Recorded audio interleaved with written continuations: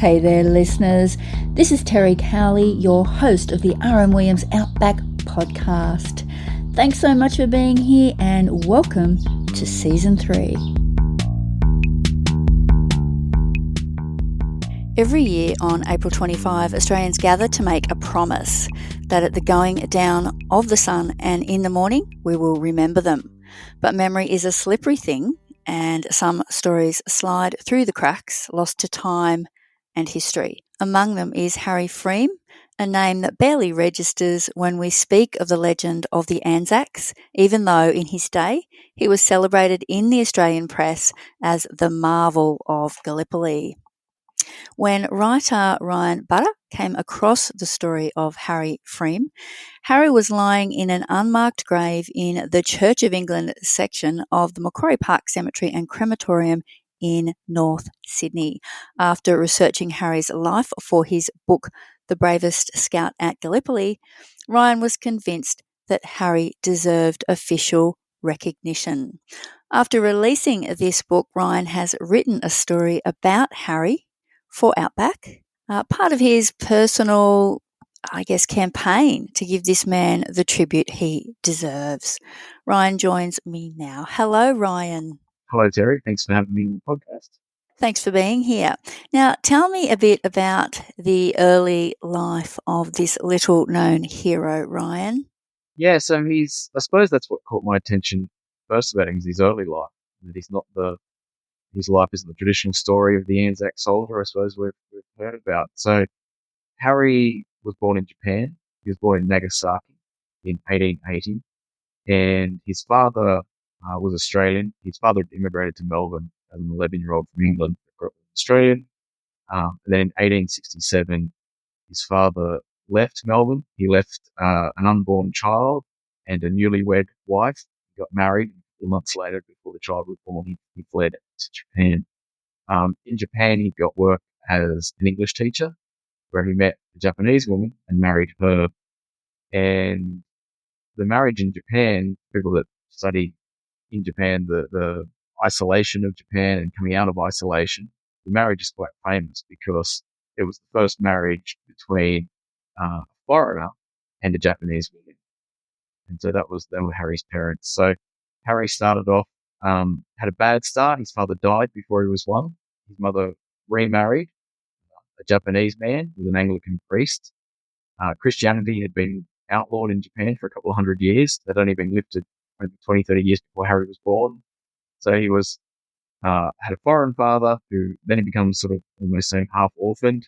Then he's a part of a religion that's sort of outlawed. So it's a tough upbringing for him in Japan. He's raised as a samurai. His mother was from the samurai class. Yeah, you expressed it as such in your story, samurai class. I didn't really even realise that was a class as such. Yeah, they were sort of like the land holding, maybe sort of a certain kind of aristocracy, I suppose. And when Japan came out of isolation, their idea was to modernize so they wouldn't become colonized by the Western powers that they were then beginning to engage with. Part of that modernization was overhauling their class system. And so the samurais lost a lot of their land, they lost a lot of their wealth, their power. And so there was a lot of resentment, and a lot of the resentment was aimed at foreigners because they felt that the emperor was pandering to foreign influence by trying to modernize and going so well for so many 100 years, why change? And so a lot of that anger was directed at foreigners, of which Harry, by way of his father, was part of that. So really difficult upbringing. He was raised as a samurai under the Bushido Code, which during my research, I think seemed a very hard way to raise children. It's about making them tough but resilient, but also these values, these core values of courage and loyalty and honesty, which really came out in Harry's life later, and particularly at Gallipoli. But very tough upbringing, and at the age of 16, he leaves Japan and goes to England. Okay, yes, that was my next point. So he up stumps, as you say, left Japan for England just 16, and later told war correspondent Charles Bean that he went to England to further his education, but took to wandering.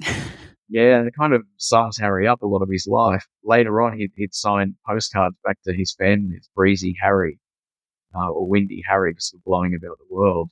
And it's a reflection, I suppose, of his upbringing that he never really fit in Japan, being half Australian, lighter skinned, But he goes to England.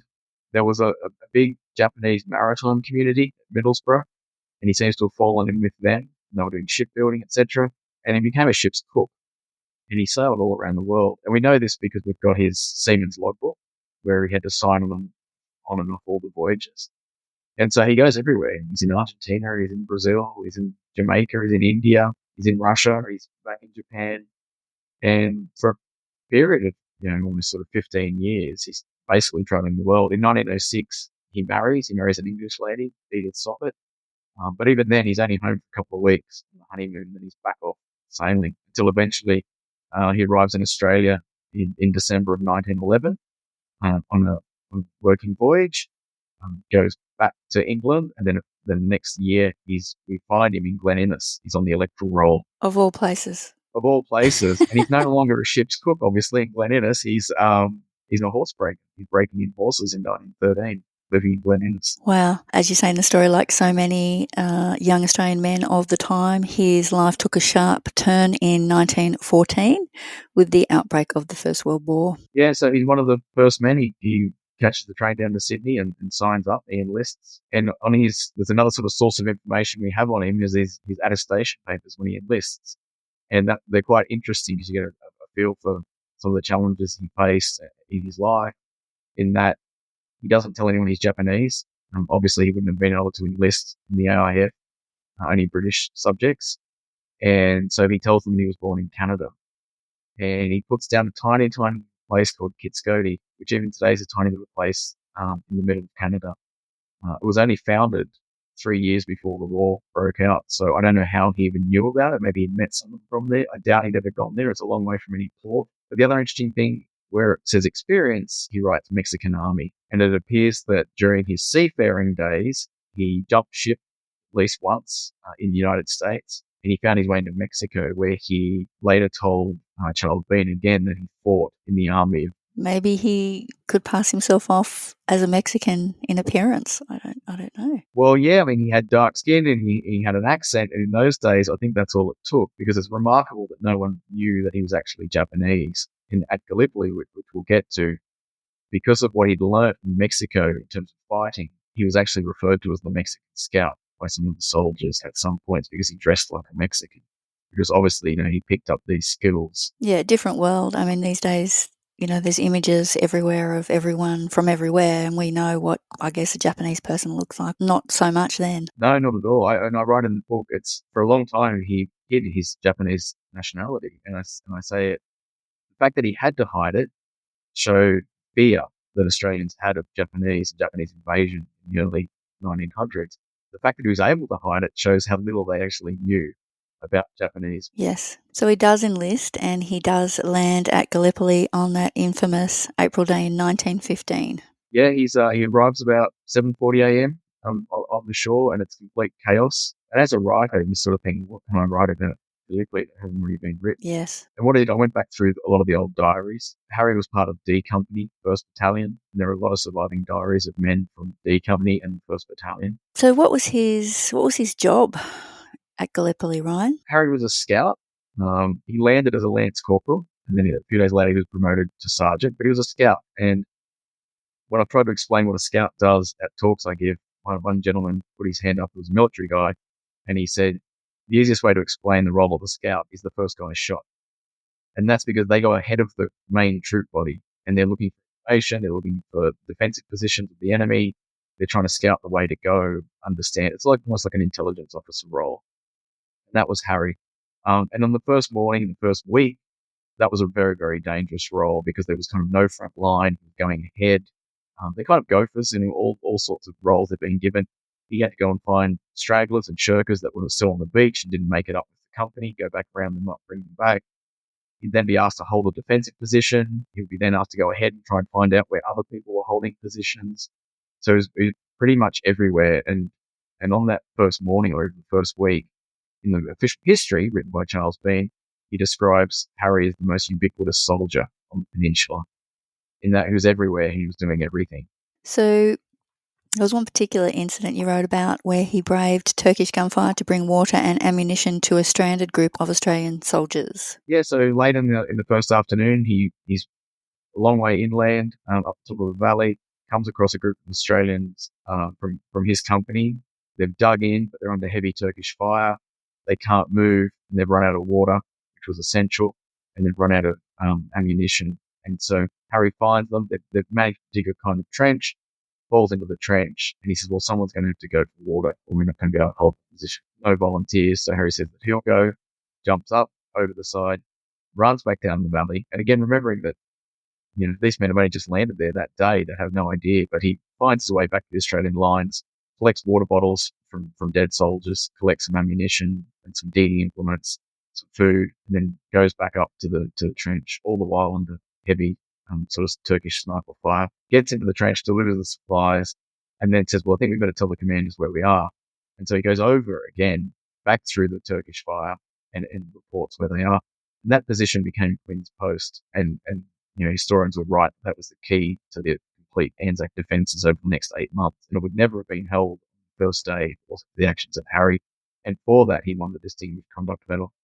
And what made it more interesting is that when he got back to report where these men were, he delivered his report and then said, oh, by the way, I've been shot. He'd been shot twice by Turkish snipers, once through the hand and through the arm. It's hard to work out if he was just brave or crazy, or maybe a bit of both. Well, yeah, I mean, Charles Bean described him as the most trusted scout at Gallipoli, and in the other newspaper reports, he was the finest scout. He was wounded 18 times. And so again, is that unlucky, or I think it's just the role of the scout? Because when the fighting went to trench warfare, the role of the scout's very different. And when that happens, Harry's job was to go out at night into no man's land, which is the stretch of land that separates the Turkish and Australian trenches, go up to the Turkish trenches, sometimes into the trenches, working out how many troops were there, where the machine guns were placed.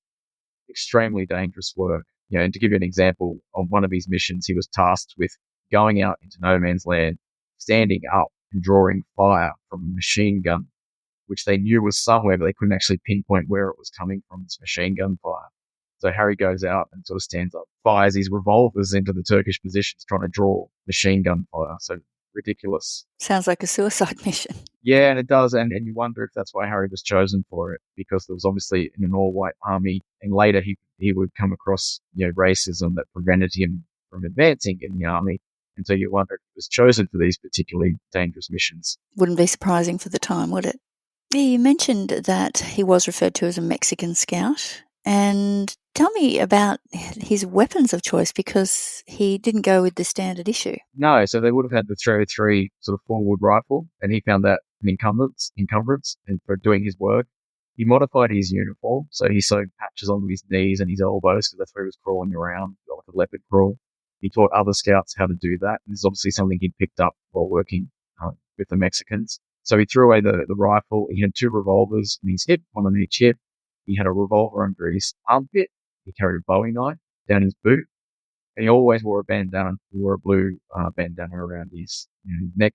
And he also had the typical slouch hat. He actually wore it flat brimmed, sort of giving him even more of an appearance of a sombrero, a Mexican sombrero.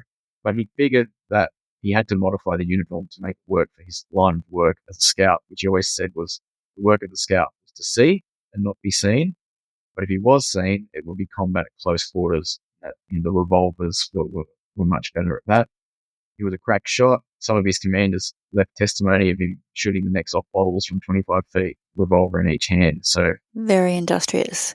So his war came to an abrupt end, though, in August of 1915. Yeah, he was a part of the Lone Pine attacks, famous attacks in August. He got shot in the shoulder, 75mm shell, thrown back into the trench, and also broke his collarbone. And so that was sort of the final straw for him. He so badly injured he had to be evacuated, got sent back to London to recover. But even then, you'd think after sort of 4 months of really, really heavy fighting and wanting to get back to Australia, but his only wish as he was recovering was to get back to the troops by early January 1916. They'd pulled out of Gallipoli. They were reforming in Egypt to be sent to the Western Front in France. And Harry was desperate to get back to his battalion. And I think it says a lot about him that, he grew up, as I said, in Japan, didn't really fit in, but in that troop force, in that army, he found a place. He was loved by the men. And we see that by the letters. He always kept these letters that were written as references from his commanders, from the generals, And the fact that generals are writing letters of reference for a mere sergeant of Japanese birth, but they're really powerful testaments saying, he was the finest soldier they had, to discipline, the men loved him, and he had all these, amazing references.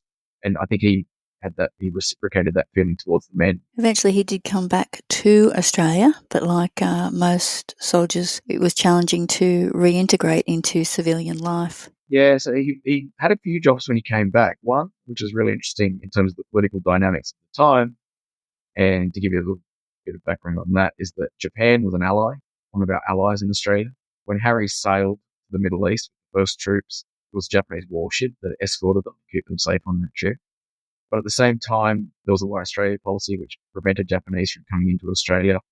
And Australia was actively preparing for an invasion of Japan, particularly in the intelligence area, trying to develop assets, work out what Japan's intentions were to Australia. There's a real fear of invasion. So, as I said, we were our allies. So Harry came back into that situation here in Australia. A lot of fear about Japanese people, Japanese invasion, and Australia preparing for that. And so one of the jobs he held was he was recruited by military intelligence in probably around 1917 to teach Japanese to Australian intelligence officers. So he was doing that for a while. At the same time, he also amended the soldier settlement scheme. Yeah, that was interesting, the information you included about that and the sort of these schemes that were set up, such as the Montevella soldier settlement near Bathurst. These schemes that were sort of set up, I guess, with dodgy land, really. Yeah, I mean, the whole scheme was riddled with corruption, and that's not hindsight, or me writing about that now. That there was a royal commission in 1921, and basically it was they found the whole system was corrupt. And what was happening? It was run by the New South Wales government, Minister of Lands, was a director of soldier settlement, and they were buying land at inflated prices off their friends, splitting the profits, splitting the difference, and then of course the soldier would be lumped with the repayments in the inflated price. And so the way the soldier settlement scheme worked, they'd have a 30-year mortgage over this land. There'd be a line of credit to buy machinery, etc. So there was that element of it. Then the land itself was no good, plagued by pests, frost. It was never big enough for them to make any money selling it. The government had a monopoly on marketing whatever they sold. They never told them what they were selling it for. So the soldiers never knew. Did they have tenure on the land? Did they pay it off? Had they not paid it off? There was also other factors in that. They had this line of credit to buy machinery, and Montebello was near Bathurst, as you mentioned. And by the end of the scheme, the soldiers were too embarrassed to go into Bathurst because they'd racked up all these debts. The government never released the lines of credit to actually pay off the debt. And so these men were sort of stuck out on the farms. Terrible. Yeah, there's one quote there, and one of the guys, the soldier settler, said he'd rather go back and fight the Germans than stay on the soldier settlement because it was such a tough thing. He went to another one where it was sort of similar. It was the same. I think it was across them, yeah. I mean, I only looked in New South Wales, but Harry ended up walking off that a little bit later because the other thing was these men had come back. They came back for a reason, and medically discharged. Yeah. And so, for example, Harry, they wouldn't make him an officer or take him back because he couldn't hold a rifle, and yet they were happy to send him out to clear 12 acres of land, trees, plough, plant.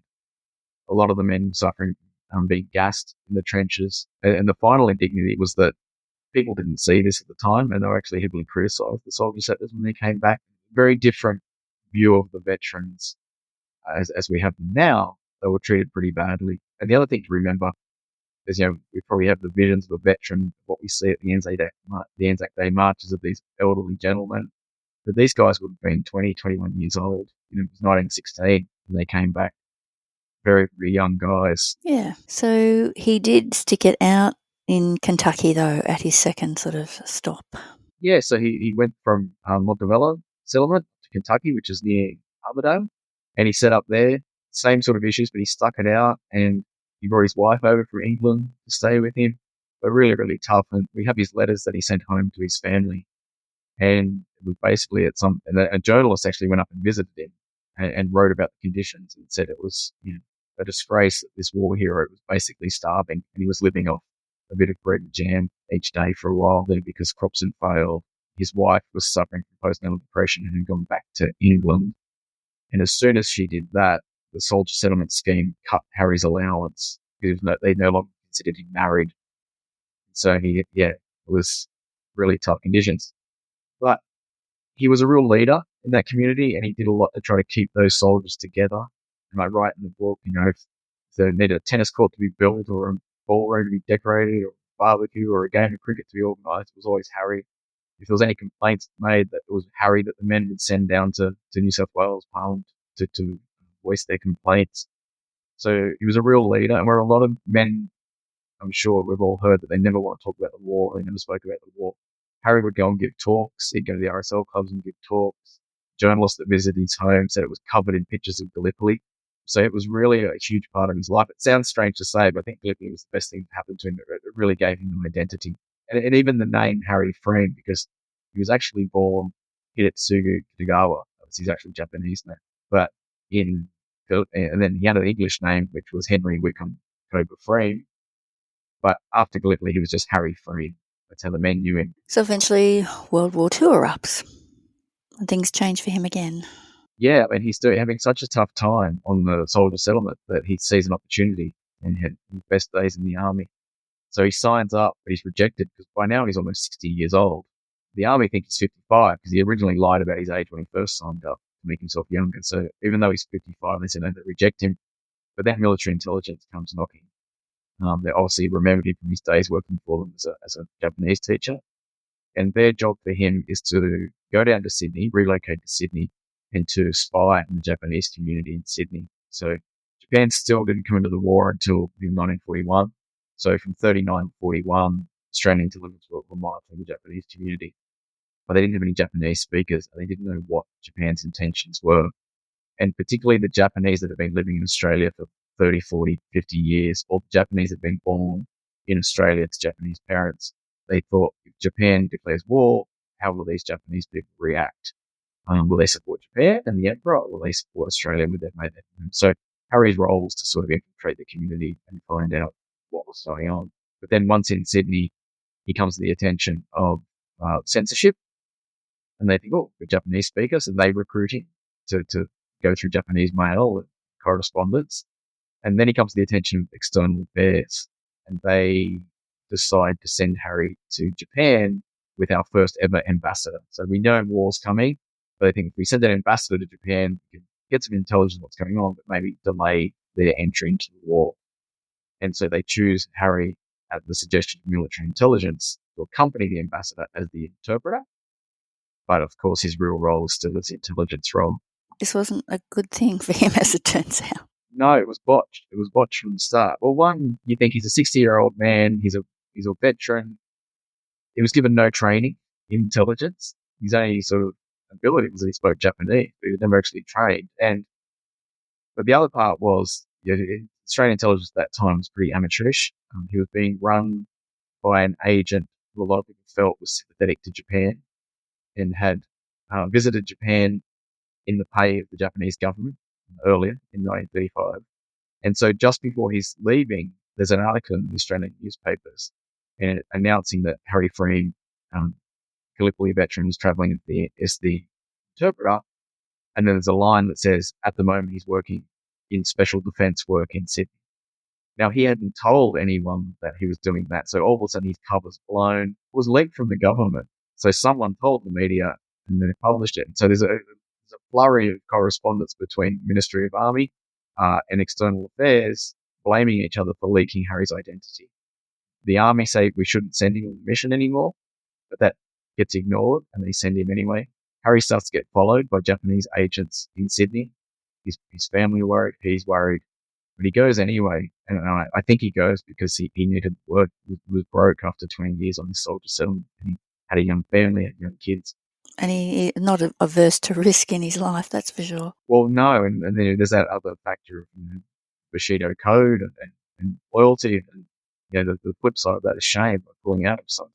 And so he goes to Tokyo, arrives in November of 1940, and then in January 1941, and he tells his children he's been followed. As soon as he gets there, in 1941, he's attacked on the street in Tokyo, 27 January, and they try to strangle him, which was a very common method used by the Japanese military police.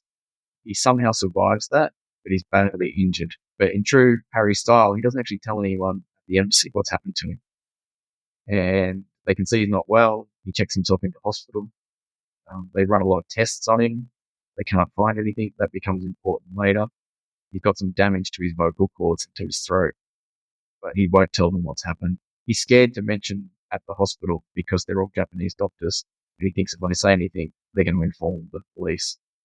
So he's eventually gets worse and worse. He can't swallow, he can't eat, and then Awful. yeah, not really, really, really sad. And so the embassy go, well, he's sick, and they send him home. They send him home, and they fire him. So you wrote in the article an attempted garrotting. Is that what a garrotting is? A strangulation? Yeah. Okay. And so there's a group of sort of paid thugs in Japan called the Gatsuki from that word. So that was a common method. And in a few months before Harry left, Japanese caught an English spy. He was a Reuters journalist who'd been working for MI6. They threw him out of a window. So and then Tojo and the generals came out and declared any foreign spies, that's how they'll be dealt with. And any Japanese helping them will be dealt with the same. And so Harry was kind of both, because he was still a Japanese subject. He was also a foreign spy. So they were definitely after him. So he gets back? Gets back, he can't walk off the ship, needs to be assisted off the ship, and he gets put straight into the hospital. They run all these tests. They concede the damage to his throat. They bring in throat specialists. They discharge him in late April, early May. Goes home. A few weeks later, he dies. He basically dies of starvation because he can't swallow and eat anything. Oh, it's just tragic. Yeah, it really is. What was really surprising then is as soon as he dies, there's all this activity again between military intelligence and external affairs trying to get hold of his death certificate. They're calling the doctors. They're calling, trying to find it. When the death certificate's finally released a couple of weeks later, Harry's already been buried by this stage.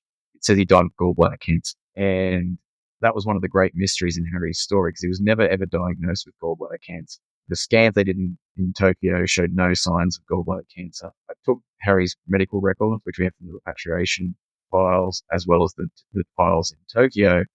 I took them to forensic pathologists, and they said there's no way anyone could have known that he had gallbladder cancer because no autopsy was done. He was buried very quickly. Looking at what the scans and medical records said, they said he's probably had an existing condition in his throat, and when they've garroted him, it's activated that, and that's what he's died of. So there's that direct link you could see between his service and his death, which the government took some time to acknowledge. Well, they acknowledged it, but in a really roundabout way. So before you go on with his credit where it's due, Ryan, this is down to your actions. So Harry's second wife, as it was then, applied for government assistance for her and her young family, in addition to a headstone for Harry's unmarked grave, and both requests were denied. So is that what really sort of spurred you on to sort of try and redress a bit of this injustice? Yeah, I mean, to think of an Anzac hero laying in an unmarked grave didn't seem to sit right. So what did you do? Well, just before that, the other factor is, because they never accepted that Harry was attacked in Tokyo, means that Harry is denied his, I think, rightful place in history, that he was the first Australian intelligence agent to die on active service. Which, you think how the US honour their agents that get killed, but they've always denied it. They just said he was an interpreter and he died of cancer. So his whole service during the Second World War was denied. Now, as you said, they can only recognise with a headstone, a Defence Force headstone, if you die because of service. So I set about finding out, going to the forensic pathologist, getting those medical opinions, getting as much information I could about how he died. So you'll only get a Defence Force headstone if they can prove a link between your service and your death. And in Harry's case, they said, no, he never, there's documents saying that he never ever worked for military intelligence. And there's all these other documents saying he was obviously recruited, when he was recruited and what he was recruited. So something was happening there. My opinion is that the government recruited him, leaked his identity, and then got him killed. And there's a lot of talk in the files about liability. Because if you think about the English spy who I mentioned who got killed 4 months prior, the British government paid his family £5,000 in compensation. A minister put forward a recommendation that they should pay Harry's wife £200. That went to Parliament. They said, no, that's too much. Pay £100. When that went to Treasury, they said, let's just give him £50. And I think, and all the documents were about, if she accepts the £50, she says, we've got no liability in his death, because they recruited him, they leaked his identity, and then they sent him to his death.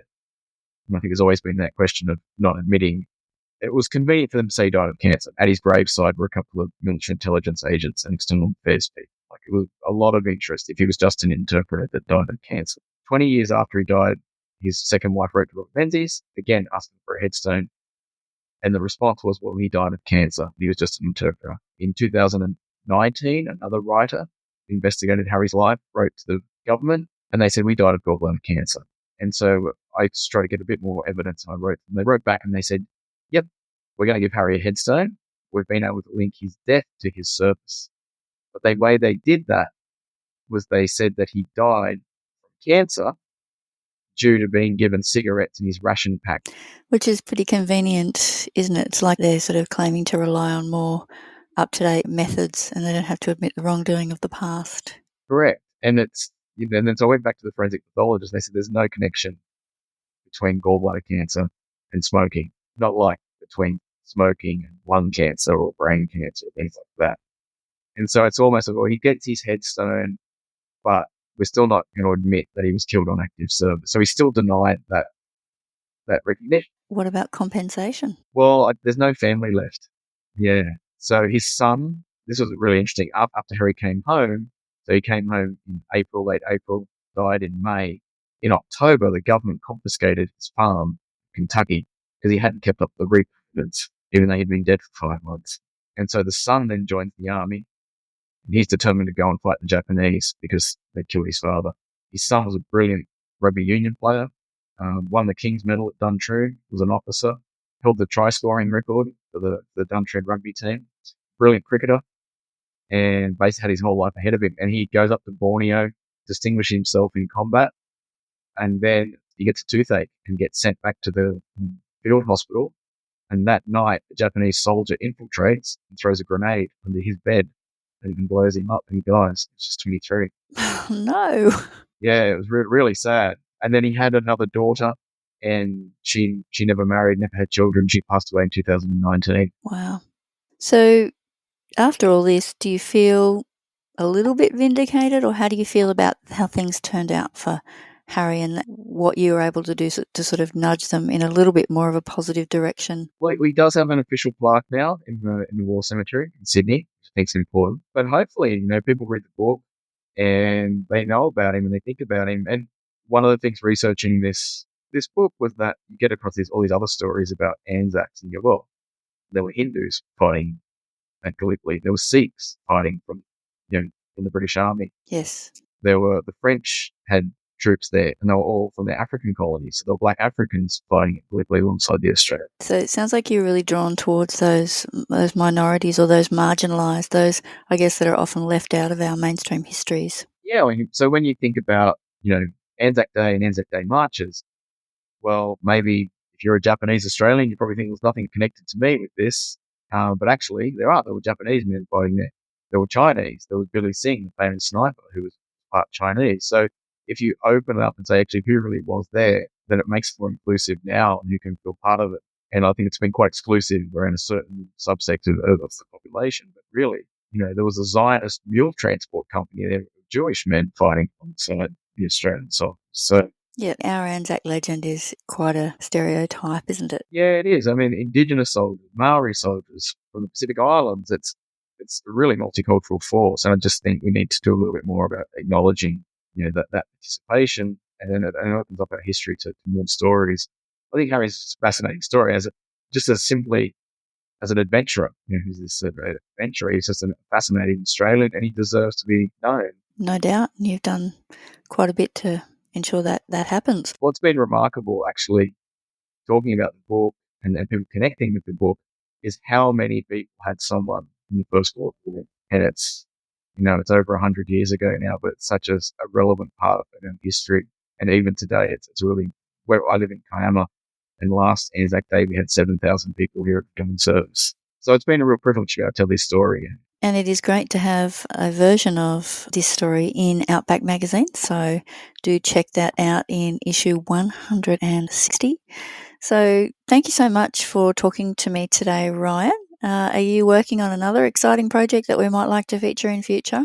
Yeah, I am. I'm just writing a new manuscript. I spent the last year researching. I've just started writing first draft, and I'm focusing on what is termed Pacific labor trade. It was actually or blackbirding, and it's so the history of Pacific Islanders coming into Australia to work in the cotton industry and sugarcane industry, focusing on telling the story of not of those men that came, because that's been done and get a lot of information on that, but more about what the policies were and what the history was of Australian engagement in that trade, and also trying to get under those words. A lot of people may have heard of blackbirding, Pacific labor trade, but actually what was going on and why it was allowed to happen. When I've been digging down to see how it all connects and connects to present day, it's definitely not in the past. Yeah, and of course you also wrote the book The Ballad of Abdul Wade, about an Afghan cameleer. Correct, yep. Abdul Wade, Afghan, came to Australia in the 1880s and became, as someone put it, the Lindsay Fox of transport in the 1890s. So that's another one you can check out if that's of interest to you. Well, we've been talking for a long time, so I probably better wrap up. Thank you so much for your time, Ryan, and look forward to seeing your story about Harry Freame in Outback Magazine, which, of course, you can get a hold of at newsagents or through outbackmag.com.au. All the best for that future project, Ryan. I hope we can talk about that down the track. I'd love to be back on. Thanks very much for having me. Really appreciate chatting about Harry's story. Thank you.